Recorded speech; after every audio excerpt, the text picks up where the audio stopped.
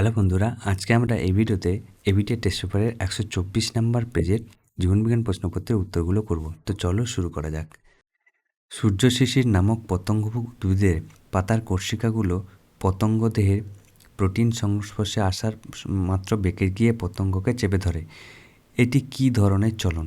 তো এটা কি হবে? এটা হবে কি কেমোন্যাস্টিক চলন। কি বললাম?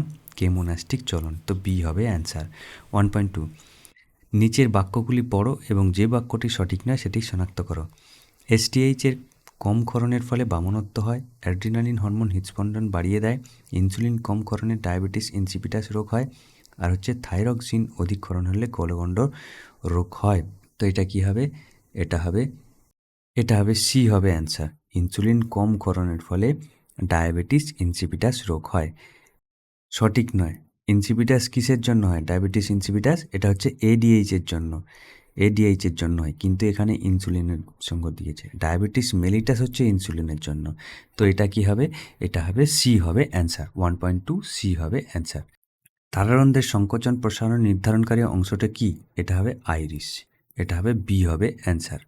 সঠিক জোটটি নির্বাচন করো। বায়ুপরাগী পলাশ, জলপরাগী আম, আচ্ছা পতঙ্গ পরাগী সূর্যমুখী, আচ্ছা পক্ষী পরাগী হচ্ছে গম। তো এটা কি হবে? এটা হবে পতঙ্গ পরাগী হচ্ছে সূর্যমুখী। সি হবে অ্যান্সার। মাইটোসিস কোষ বিভাজনের যে দশায় সিস্টার ক্রোমাটিড আলাদা হতে দেখা যায় সেটি হচ্ছে প্রোফেজ, মেটাফেজ, অ্যানাফেজ, টেলোফেজ। এটা কি হবে? এটা হবে সি। সি হবে অ্যান্সার। সি হবে অ্যান্সার। জননাঙ্গ এবং জননগ্রন্থির পরিপূর্ণতা ঘটে মানব পরিস্ফুটনের যে দশায়। এটা কি? শৈশব, বয়ঃসন্ধি, সদ্যজাত, বার্ধক্য। এটা বি। বি হবে অ্যান্সার। বয়ঃসন্ধিকালের পরিস্ফুটন ঘটে জননাঙ্গের। 1.7, থ্যালাসেমিয়া সংক্রান্ত নিচের কোন বক্তব্যটি সঠিক নয়? থ্যালাসেমিয়া হলো এক ধরনের সেক্স ক্রোমোজোম বাহিত রোগ। এটা কিন্তু সঠিক নয়। আচ্ছা, থ্যালাসেমিয়া রোগের হিমোগ্লোবিন বেশি পরিমাণে তৈরি হয়। এটা কিন্তু ভুল। আচ্ছা, থ্যালাসেমিয়া হলো এক ধরনের অটোজোম বাহিত রোগ। এটা কিন্তু এইটা কিন্তু সঠিক নয় বলেছে।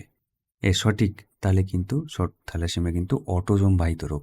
এটা কিন্তু সি হবে অ্যান্সার। 1.7-এর সি হবে অ্যান্সার। মেন্ডেলের এক সংকর জননের পরীক্ষায় একটি বিশুদ্ধ লম্বা মোটর গাছের সঙ্গে একটি বিশুদ্ধ পেটে মোটর গাছের সংজ্ঞায়ন ফলে F2 জনুতে প্রাপ্ত সংকর লম্বা মোটর গাছের কত শতাংশ হবে? এটা কি হবে? এটা হবে বি, 50%। 1.9, মানুষের ক্ষেত্রে নিম্নলিখিত ক্রোমোজোম বিন্যাসগুলোর মধ্যে যেটি একজন স্বাভাবিক পুরুষের ক্ষেত্রে প্রযোজ্য সেটি কি? এটা স্বাভাবিক পুরুষ বলেছে। তো XX এটা হবে না, এটা হবে না, এটা কিন্তু স্বাভাবিক পুরুষ। সি হবে অ্যান্সার। তো 1.9-এর সি হবে অ্যান্সার। 1.10, কোয়াজারভেট প্রবক্তা হলেন ডারউইন, মিলার ও উরে ওপারিন ফক্স। এটা কি হবে? কোয়াজারভেট তত্ত্বের কিন্তু এটা হচ্ছে ওপারিন। সি হবে অ্যান্সার। 1.11, নিচের কোনটি সঠিক জোন নয় তা নির্বাচন করো। আলু, বুলবিল, পত্রমুকুল, পাথরকুচি, অফসেট, কচুরিপানা, আলু হচ্ছে স্ফীতকন্দ। তো সঠিক নয় বলেছে। তো সঠিক নয় কোনটা? এটা হচ্ছে এ, আলু, বুলবিল। উটের লোহিত রক্তকণিকা সম্পর্কিত কোন তত্ত্বটি সঠিক তা শনাক্ত করো। ডিম্বাকার নিউক্লিয়াসযুক্ত, আচ্ছা ডিম্বাকার নিউক্লিয়াসবিহীন। তো এটা কি হবে? এটা হবে বি, ডিম্বাকার ও নিউক্লিয়াসবিহীন। বি হবে অ্যান্সার। 1.13, নাইট্রোজেন চক্রের সিউডোমোনাস ব্যাকটেরিয়া যে ভূমিকা পালন করে সেটা কি? Nitrification, denitrification, ammonification, nitrogen fixation. তো এটা কি হবে? এটা হবে বি, ডিনাইট্রিফিকেশন। 1.14, ক্রায়ো সংরক্ষণের নমুনা বস্তুকে যে উষ্ণতায় সংরক্ষণ করা হয় 100 ডিগ্রি, 196 ডিগ্রি, -100 ডিগ্রি, -196 ডিগ্রি। এটা কি হবে? -196 ডিগ্রি। র্যাফলেসের অনেকগুলি প্রজাতির দেখা মেলে যে হটস্পটে পূর্ব হিমালয়, ইন্দো বর্মা, সুন্দরল্যান্ড হচ্ছে পশ্চিমঘাট পর্বতমালায়। এটা কি হবে? ইন্দো বর্মা। 1.15, বি হবে অ্যান্সার। এবার বিভাগ খ কি বলেছে? শূন্যস্থান করতে বলেছে। ড্যাশ উদ্ভিদ হরমোনের প্রভাবে অগ্রমুকুলের প্রাধান্য দেখা যায়। কে? এটা হচ্ছে অক্সিন। অক্সিন হরমোনের প্রভাবে অগ্রমুকুলের প্রাধান্য দেখা যায়। ক্রোমোজোমের যে নির্দিষ্ট বিন্দুতে জিন অবস্থান করে তাকে কি বলে? তাকে লোকাস বলা হয়। কি বললাম? লোকাস বলা হয়। লিঙ্গধর এবং রেণুধর জনুক পর্যায়ক্রমিক আবর্তনে কি বলে? এটাকে যৌনুক্রম বলে। যৌনুক্রম বা যৌনুচক্র। যৌনুচক্র। পায়রার বায়ুথলির সংখ্যা 9টি। পায়রা বায়ুথলির সংখ্যা হবে 9টি। আচ্ছা, কোন একটি বাসস্থানের সমস্ত উদ্ভিদ, প্রাণী এবং অণুজীবের প্রজাতি তাদের জিনগত বৈচিত্র্যকে একসঙ্গে ওই স্থানের ড্যাশ বলা হয়? এটা কি? জৈব বৈচিত্র্য। জৈব বৈচিত্র্য বলা হয়। পশ্চিমবঙ্গের লোহিয়ান দ্বীপ ড্যাশ অভয়ারণ্যে ড্যাশ সংরক্ষণ প্রকল্প গড়ে উঠেছে? এটা হচ্ছে কুমির প্রকল্প। ঠিক আছে, এবার হচ্ছে সত্য মিথ্যা। সাইটোকাইনিন উদ্ভিদের পার্শ্বীয় মুকুলের বৃদ্ধি ব্যাহত করে। সাইটোকাইনিন পার্শ্বমুকুলের বৃদ্ধিকে ব্যাহত করে। ভুল। উচ্চ শ্রেণীর উদ্ভিদের রেণু মাতৃকোষ মিয়োসিস বিভাজনের ফলে পরাগরেণুর সৃষ্টি হয়। এটাও কিন্তু ভুল হবে। মানব শিশুর লিঙ্গ নির্ধারণের মাতার ভূমিকা প্রধান। এটাও ভুল হবে কিন্তু। কার? পিতার ভূমিকা প্রধান। কক্সিস একটি নিষ্ক্রিয় অঙ্গ। এটা কিন্তু সঠিক হবে। টাইফয়েড একটি জলবাহিত রোগ। এটাও কিন্তু সঠিক হবে।